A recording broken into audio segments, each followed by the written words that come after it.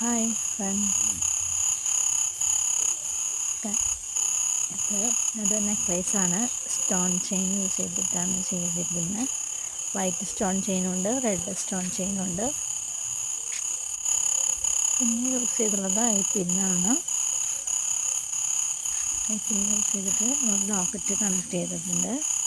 പിന്നെ ബാക്കിൽ and thread എന്ന് പറയും, ബാക്ക് ചെയിൻ യൂസ് ചെയ്യുന്നതിന് പകരം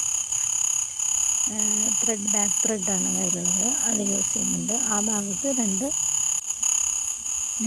ഐ പിൻ യൂസ് ചെയ്തിട്ടുണ്ട്.